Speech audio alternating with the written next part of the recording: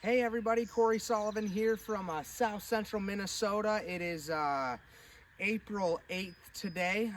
We're out here doing some food plot planning, not planting, food plot planning, and I just wanted to go over some of the important parts of the planning process.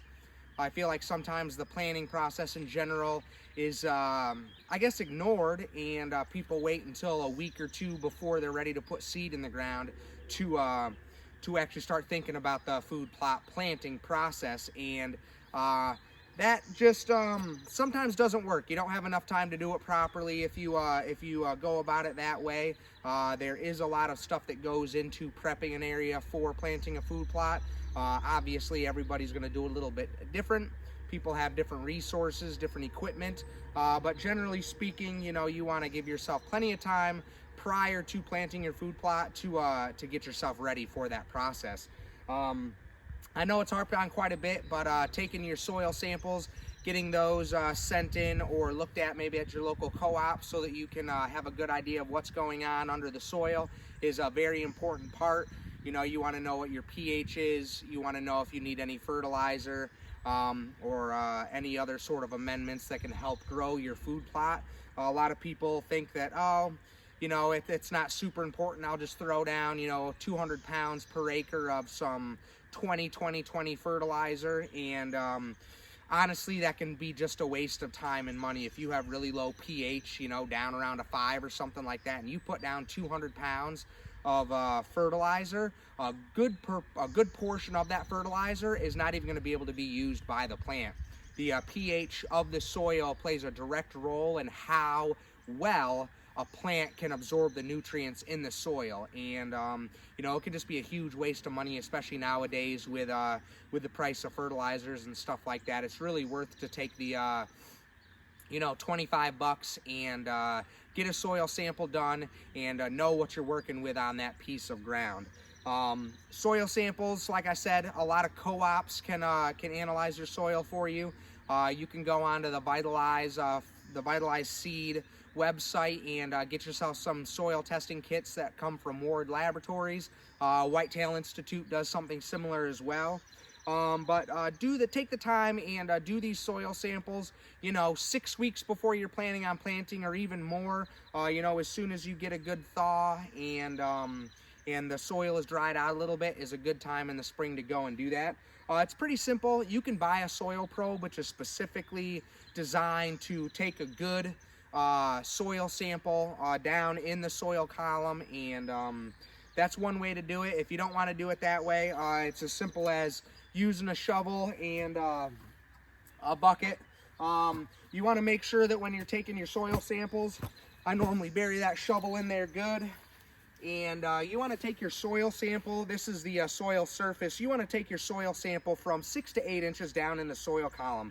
That plant, when it's growing, is drawing its nutrients from down deep in the soil, and that's where you want to be taking your sample from.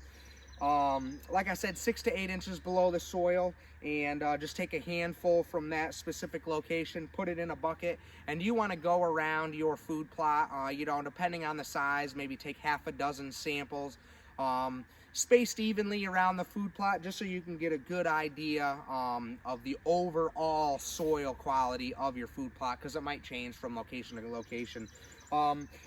So get your soil samples done, get those sent in, and then they're going to send back, the results and give you some recommendations on what you need to amend the soil to make it ideal for the plant that you're planning on planting.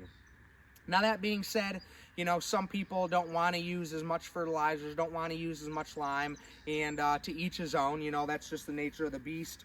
When it comes to people's different views and opinions on things. But if your goal is to plant the best food plot possible, that soil sample is the greatest place to start.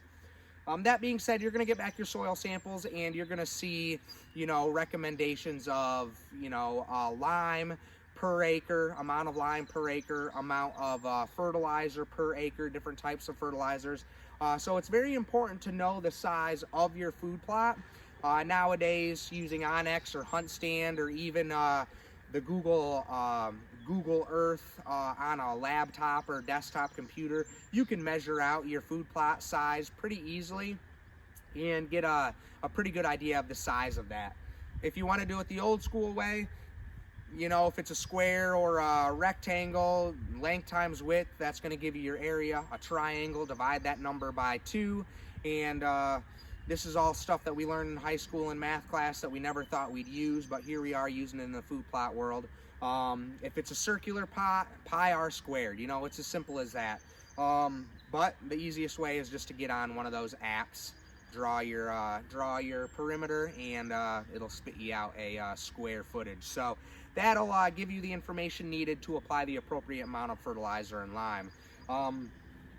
Another reason to get this stuff planned early is because it takes time to get to the planting process. You know, there's several different ways to go about the planting process. You might no-till drill it, you might plow, disc, and then seed it in.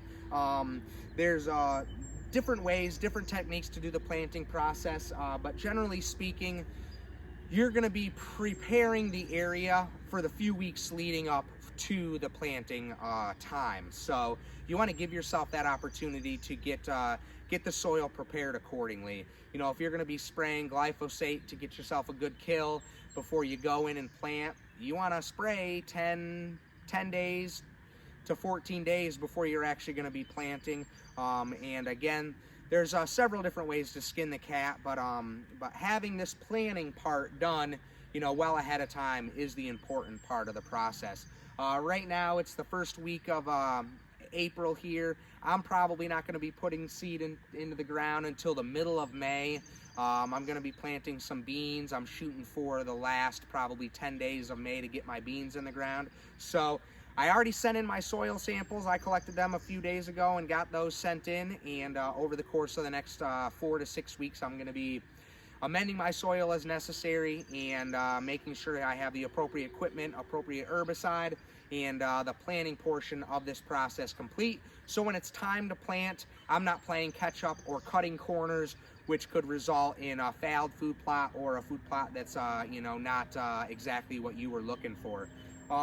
We can dig deeper into types of food plots that you want to plant, whether it's an annual, perennial, what type of seed you want to plant.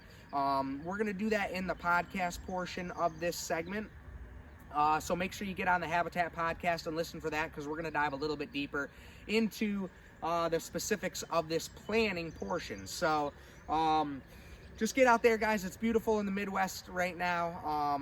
As looking at the forecast, it looks like the foreseeable future, we're not going to have any temperatures below freezing. It's going to be perfect weather to be out here and getting things prepped for the food plot planting season. So I hope you guys are out there doing the same, and make sure you stay tuned to the Habitat podcast for the food plot planning segment that we're going to be doing. And yeah, just have fun, guys. That's the most important part of this, and we'll catch you around.